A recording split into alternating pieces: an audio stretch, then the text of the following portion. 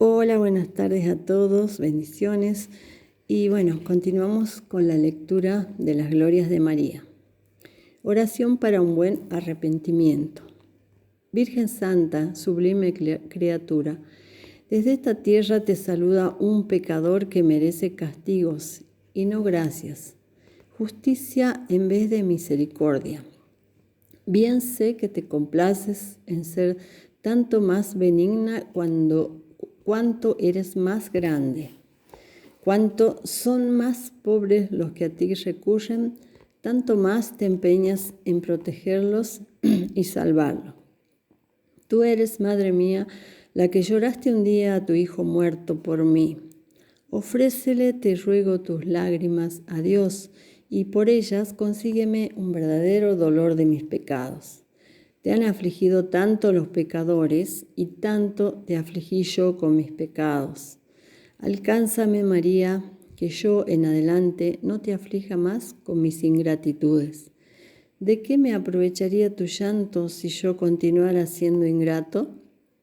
¿Para qué me serviría tu misericordia si de nuevo te fuera infiel y me condenase? Reina mía, no lo permitas.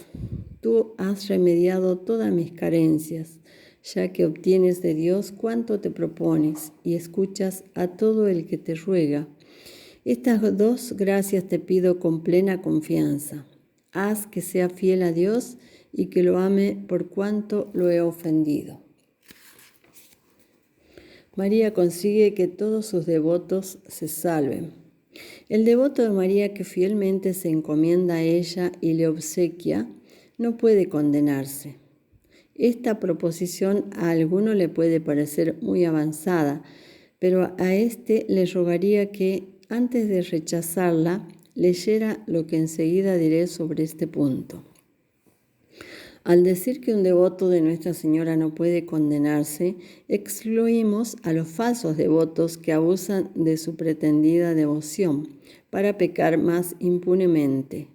Así que algunos injustamente desaprueban el ensalzar tanto la piedad de María con los pecadores, diciendo que así estos luego abusan para pecar más. Semejantes presuntuosos, por su temeraria confianza, merecen castigo, no misericordia. Por tanto, ha de entenderse de aquellos devotos que, con deseo de enmendarse, son fieles en obsequiar a la Madre de Dios y encomendarse a ella. Y digo que estos es moralmente imposible que se pierdan.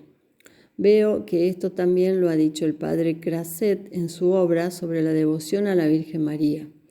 Y antes de él, Vega en su Teología Mariana, Mendoza y otros teólogos.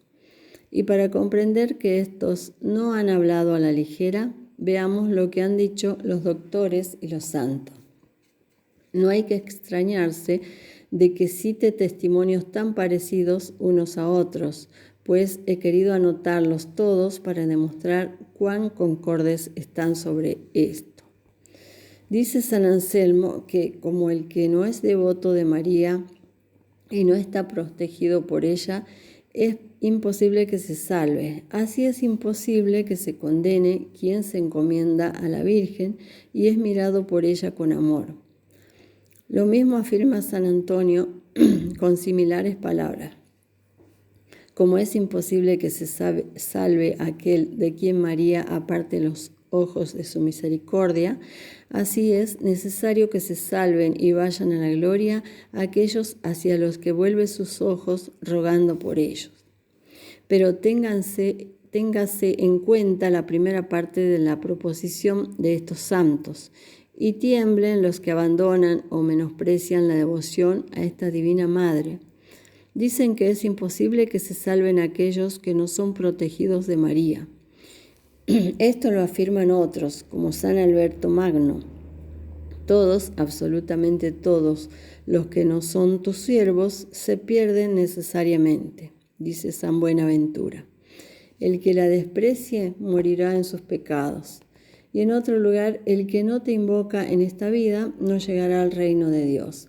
Y en el Salmo 99 llega a decir que no solo no se salvará, sino que no existe ninguna esperanza de salvación para aquellos de los que María aparta el rostro.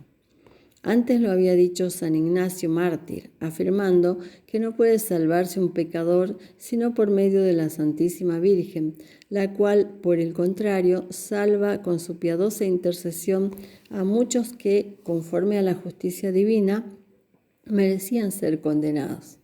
Algunos dudan si esta sentencia es de San Ignacio Mártir, pero, según el padre Crasset, sí lo ha dicho San Juan Crisóstomo y también lo afirma el abad de Selles.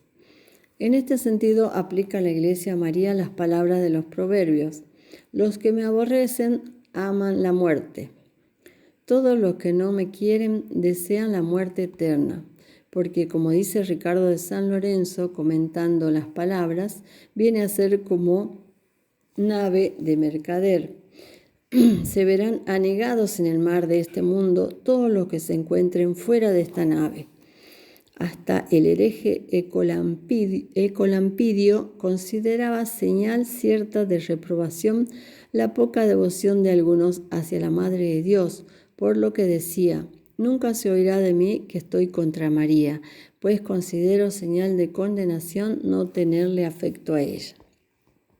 Por el contrario, dice María, el que me oye no se verá confundido. El que recurre a mí y escucha lo que le digo no se perderá.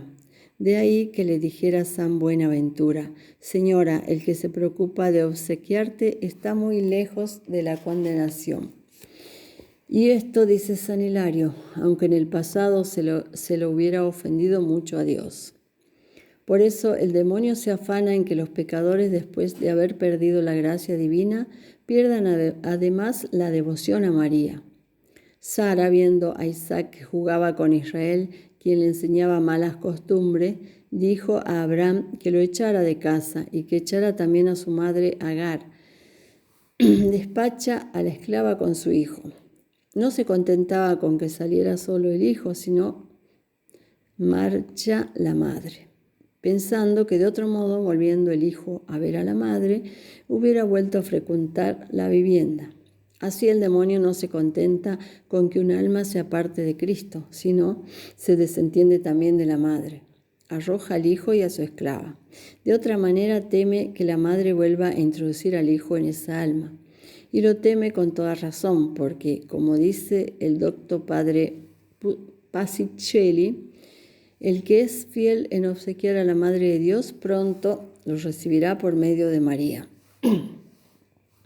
Por lo que con razón San Efrén llama a la devoción a María carta de libertad, salvoconducto para el cielo y no ser relegado al infierno.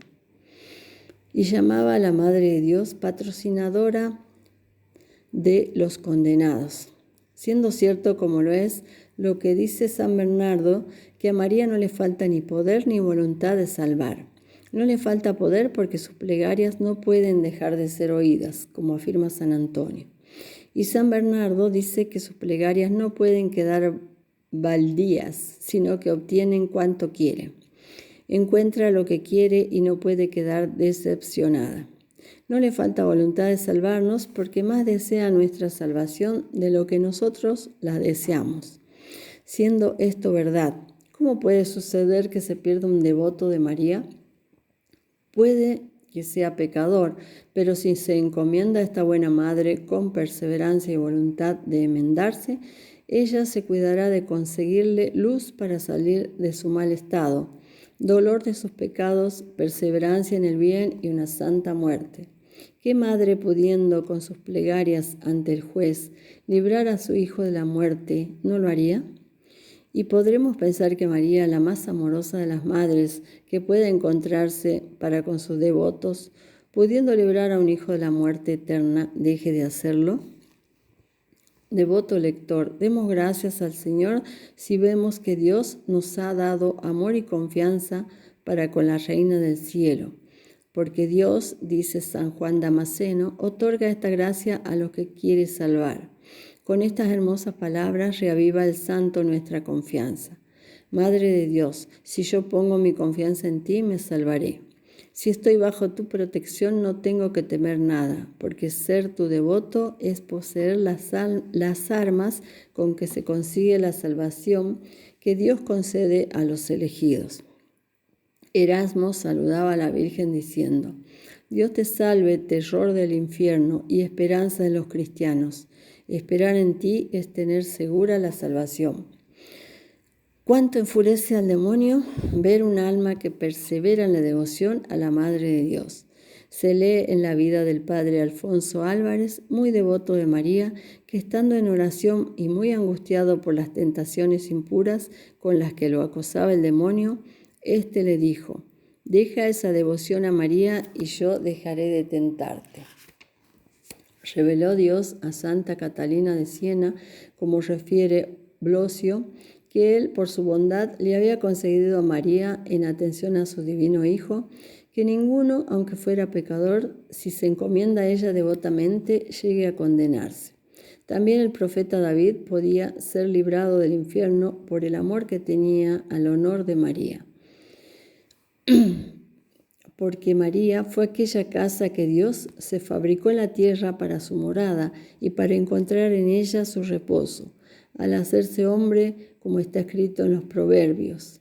La sabiduría se edificó para sí una casa. No es cierto que no se perderá, decía San Ignacio Martí, el que se preocupa de ser devoto de esta Virgen Madre. Y lo confirma San Buenaventura diciendo: Señora, los que te aman gozan de gran paz en esta vida, y en la otra no verán jamás la muerte. Jamás se ha dado ni se dará el caso, asegura el devoto Blosio, de que un humilde y devoto siervo de María se pierda para siempre. ¿Cuántos se habrían condenado eternamente o quedado obstinados en el mar si María no hubiera intercedido ante su Hijo para que tuviera misericordia con ellos? Así lo dice Tomás de Kempis, y es el parecer de muchos teólogos, sobre todo de Santo Tomás, el que a personas aparentemente muertas en pecado mortal, la Madre de Dios les obtuviera del Señor que suspendiera la sentencia y revivieran para hacer penitencia. Sobre esto refieren graves autores, no pocos ejemplos. Entre otros, Flodoardo, que vivió en el siglo IX, narra en su crónica de un diácono llamado Adolmano, el cual, creyéndolo muerto mientras estaban ya para enterrarlo, revivió y dijo que había visto el lugar del infierno donde debía estar condenado, pero que gracias a las plegarias de la Santísima Virgen había vuelto a la vida para tener tiempo de hacer penitencia. Surio también refiere de un ciudadano romano llamado Andrés, que había muerto, al parecer impenitente, y al que María le había obtenido poder revivir para poder ser perdonado. También cuenta Pelbarto que en su tiempo, cuando el emperador Segismundo atravesaba los Alpes con su ejército, se oyó la voz de un soldado que estaba esquelético y que pedía confesión, diciendo que la Madre de Dios, de quien había sido devoto, le había obtenido la gracia de poder vivir en aquel estado hasta que se confesase. Y una vez que se hubo confesado, expiró. Estos y otros ejemplos no han de servir para animar a ningún temerario a vivir en pecado, con la esperanza de que María lo libre del infierno en el último momento, pues como sería gran locura tirarse a un pozo con la esperanza de que María lo preservara de la muerte. Como ha salvado a otros en semejante situación, así mayor locura sería arriesgarse a llegar a la hora de la muerte en pecado, con la pretensión de que la Virgen lo librase del infierno.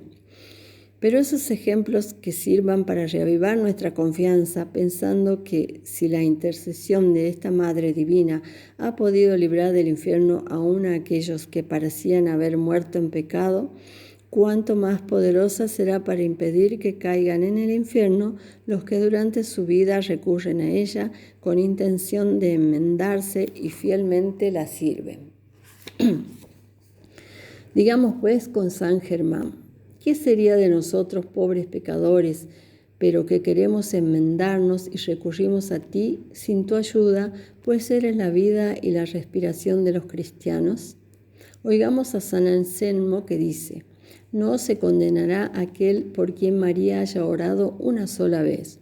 Dice que no se condenará aquel por quien hayas interpuesto tus plegarias, aunque sea una sola vez. Ruega pues por nosotros y nos veremos libres del infierno. ¿Quién me dirá que al presentarme al divino tribunal no tendré favorable al juez si tengo para defender mi causa a la Madre de la Misericordia? Así lo expresa Ricardo de San Víctor. El beato Enrique Susón declaraba que había puesto su alma en manos de María y decía que si el juez hubiera querido condenarlo, deseaba que la sentencia se ejecutase por manos de María, seguro de que, una vez en manos de la Virgen piadosa, ella misma impediría su ejecución. Lo mismo digo y espero para mí, mi Santísima Reina. Por esto quiero siempre suplicarte con San Buenaventura. En ti, Señora, esperé, no seré para siempre confundido. Señora, yo he puesto en ti toda mi esperanza. Por eso tengo la firme seguridad de no verme condenado, sino encontrarme a salvo en el cielo, alabándote y amándote siempre. Bueno, acá el ejemplo como toda la semana. Dice, distinta suerte de dos jóvenes libertinos. En el año 1604, en una ciudad de Flandes, vivían dos jóvenes estudiantes que, en vez de dedicarse a los estudios, se lo pasaban en borracheras y deshonestidades. Una de tantas noches que habían estado pecando en casa de una mujer de mala vida, uno de ellos, llamado Ricardo, se fue a su casa y el otro se quedó más tiempo. Cuando llegó, mientras se desvestía para acostarse, se acordó de que no había rezado aún el Ave María a la Virgen como acostumbraba. Se caía de sueño, por lo que le costó mucho rezar, pero haciendo un esfuerzo rezó, aunque sin devoción y medio dormido. Luego se acostó y durante el primer sueño sintió llamar fuertemente a la puerta e inmediatamente después, sin que ésta se abriera, vio ante sí a su compañero desfigurado y horrible. ¿Quién eres?, le dijo. ¿No me reconoces?, le respondió la aparición. Pero, ¿cómo estás tan cambiado? Si pareces un demonio. Desgraciado de mí, estoy condenado, gritó el infeliz. ¿Cómo? Al salir de aquella casa infame, un demonio me ahogó. Mi cuerpo está en medio de la calle y mi alma está en el infierno. Y has de saber que el mismo castigo estaba preparado para ti, pero la Virgen, por ese pequeño obsequio del Ave María, te ha librado. Feliz tú, si sabes aprovechar este aviso que por mi medio te manda la Madre de Dios.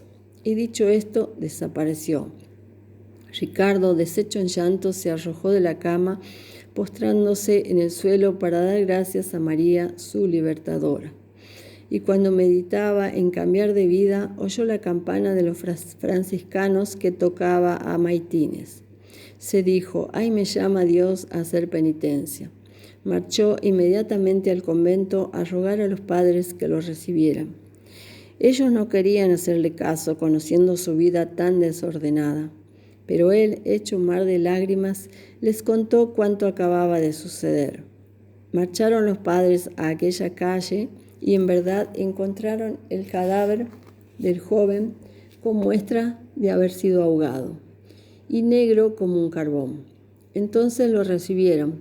Ricardo de ahí en adelante se entregó a una vida ejemplar. Fue a las Indias y a predicar el Evangelio. De allí pasó al Japón y tuvo la gracia de morir mártir de Jesucristo, siendo quemado vivo. Bueno, hasta acá la lectura de esta semana. Les mando muchos cariños, bendiciones y les recuerdo, como siempre, no se olviden de rezar el rosario a la Santísima Virgen María. Un beso grande. Hasta pronto.